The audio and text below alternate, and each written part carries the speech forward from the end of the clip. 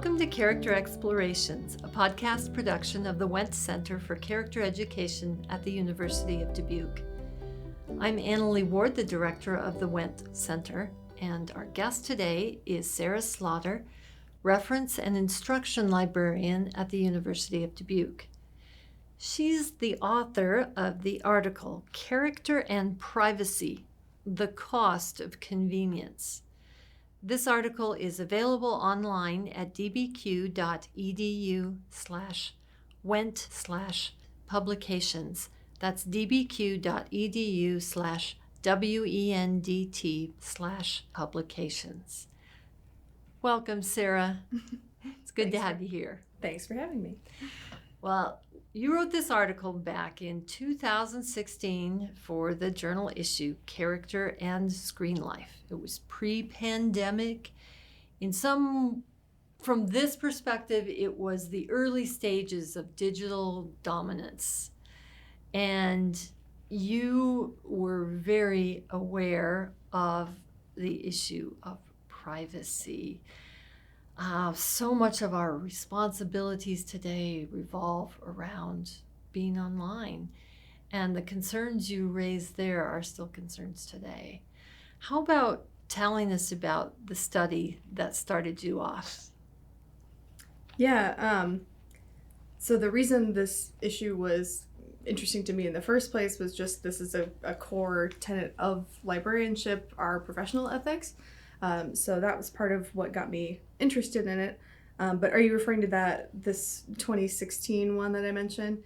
Yeah, so this one kind of took users through privacy policies to see if they would catch some of these pretty wild stipulations, I guess, that they had in there.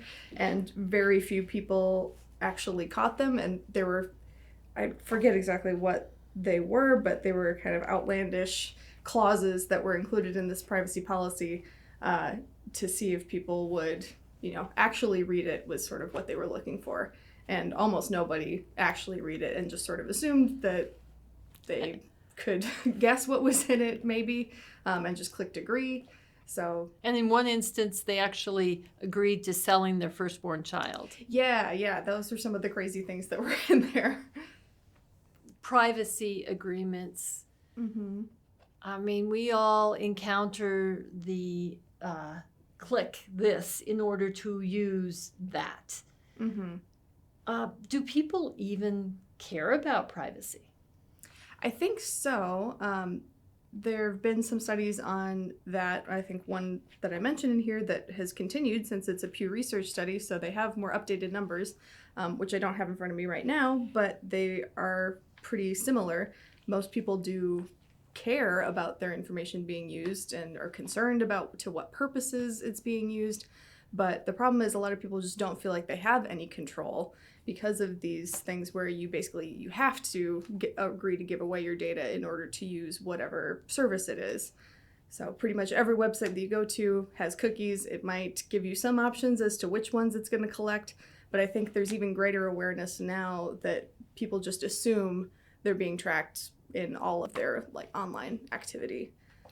So I wonder if it's a fatalism or if people really don't care about information being out there. Yeah, why would privacy be valued? And you've thought about that. Why is privacy important? Mm-hmm. Yeah, so privacy, we think of it as, it's not necessarily a good thing just in and of itself, but it's what we'd call an instrumental good, that it's valuable for bringing about certain conditions and making it so that we can have other things that we do value. So for personal privacy, for example, that means when we have privacy, then we feel more free to engage in, free thought, free exploration of religion or ideas, all sorts of things like that. And it can also be a societal good in much the same way that privacy creates the necessary conditions for things that we value, like free speech, freedom of association, freedom of thought, which are important for a functioning democratic society. So that's sort of the role that it plays. And we see that in how the library professional ethics treat it as well. That freedom to read is a really core value in librarianship, and privacy is an important part of that. So do librarians have recommendations about these privacy agreements? Do you read privacy agreements? Probably not. Not as much as I should. Because you do sort of, if you actually were to read all of these, it would take forever. Like, you could never actually get around to using the thing because there's just so much of that. And yeah, it's too much to really devote all that much time to. So we're more dependent on other things to catch these issues for us, like laws to protect our privacy in certain areas. Now, one of the ways organizations monetize their very presence online is by gathering data on users. How do they do that? How do they gather that data?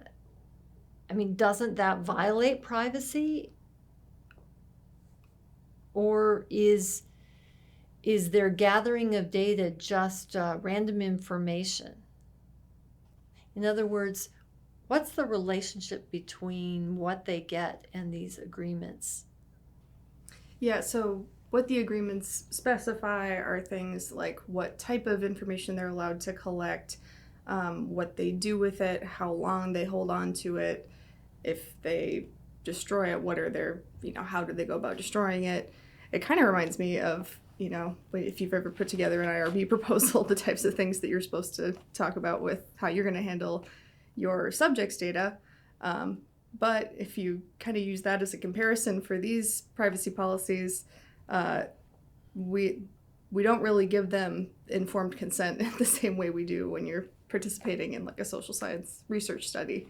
But they're basically a lot of times doing that type of analysis with our data, where they're trying to build profiles on certain types of users, oftentimes pretty much a good chunk of the time for marketing purposes. Is it possible to say no?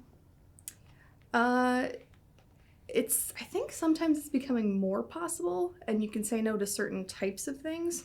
Like, I don't know if you've seen recently, I don't know if I just noticed it recently or if it's a more recent development, but I've seen, when you go to a website and it has that thing that pops up maybe on the bottom that says, we're collecting cookies, would you agree to, this? And sometimes there's a button that says manage preferences. If you click on that, then you can turn off certain types of cookies, like the marketing ones or the targeting ones, and just have it run the strictly necessary for the website to function ones. So you do have a little bit more control in certain areas. That certainly seems to be growing, that opportunity for us to say no. Yeah. And I understand some states are increasingly regulating. I think California has put many more restrictions on what can be gathered. Yeah, a lot of states are starting to follow the more European model with GDPR. So talk to us about what's going on in Europe. Yeah, so they enacted a regulation called the GDPR, which stands for General Data Protection Regulation. And to contrast that with US privacy laws, ours are generally more a harm prevention model where we protect certain types of data like financial, health, education, data related to children in an attempt to mitigate harm, right? But GDPR is more of a rights-based model where they basically treat it like you effectively own your data, so you should have some control over how it's used, if you can get it removed or deleted. So like the right to be forgotten is a phrase that you might have heard before, and that is a part of GDPR. You can have companies delete the data that they have about you. It sounds like it might be coming this way as more states take a look at that and the opportunities for regulation. Mm-hmm. Well, let's turn this as we think about privacy and our data online. You've also made a connection between privacy and character. How does that relate? What kinds of concerns do you have? Yeah, so I see it as related to the idea of integrity, and that was one of the themes when we did this journal back in 2016.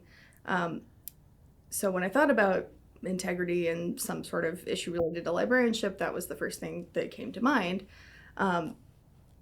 Because so it's part of that, free expression, development of human flourishing, all of that. Privacy is a necessary thing to have in order for us to develop in that way, to have those conditions to really explore and understand yourself better, all of those things. I think privacy is an important component for that.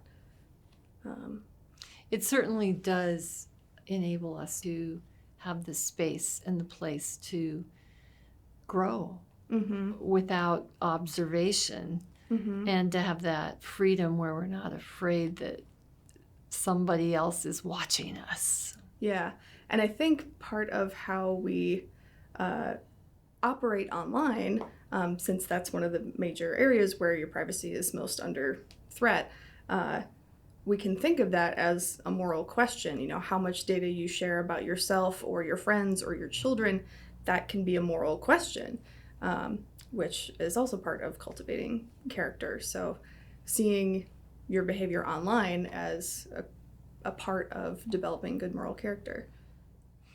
I really appreciate that you brought that out, Yeah. because it is the world we live in today, and we don't stop often enough to ask that question of what am I doing online that really reflects who I wish to be and who I ought to be.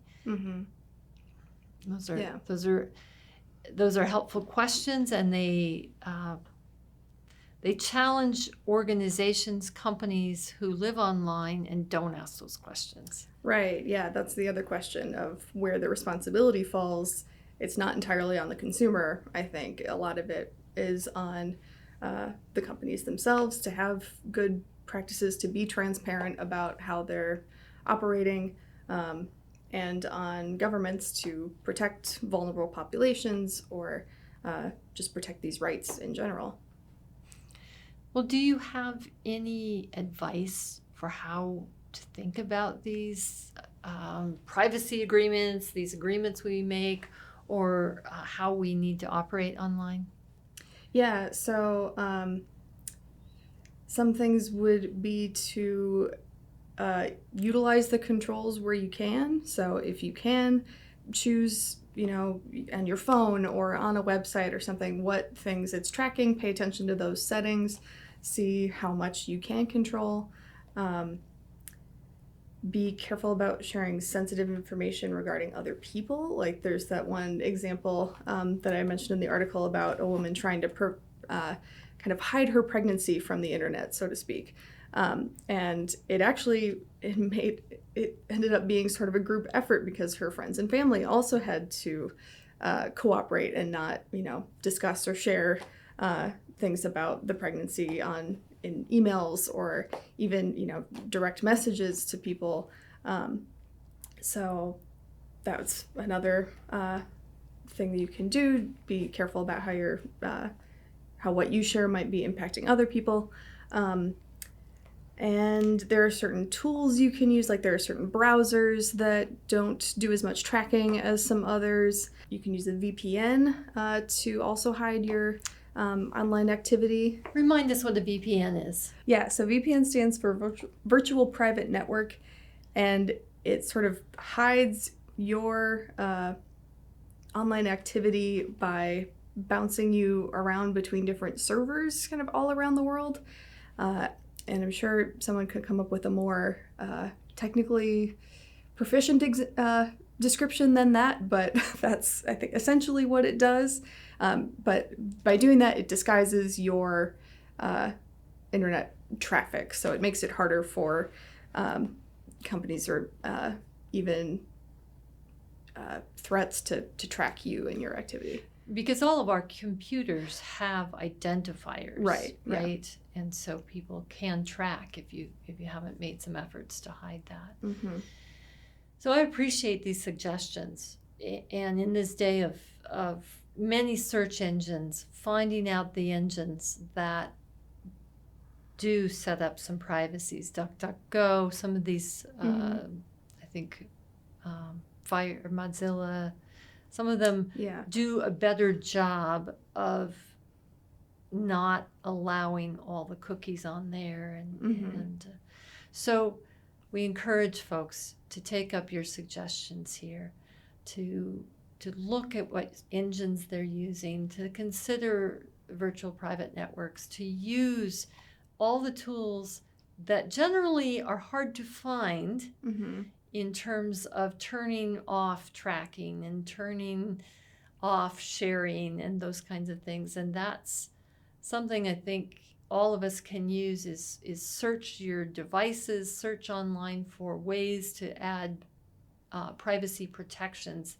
And you'll find many things are hidden right on our devices. It just takes some time to find them. I appreciate these reminders, Sarah. Is there any last words you'd like to leave us with? Yeah, so I think it's important to remember that on the internet, you are the product. Your information is the commodity that these companies are interested in. But that doesn't mean we have to treat it that way. We still need to think about this as something that is valuable for protecting our own character development, human dignity in general, and not just give in to that convenience of using these services.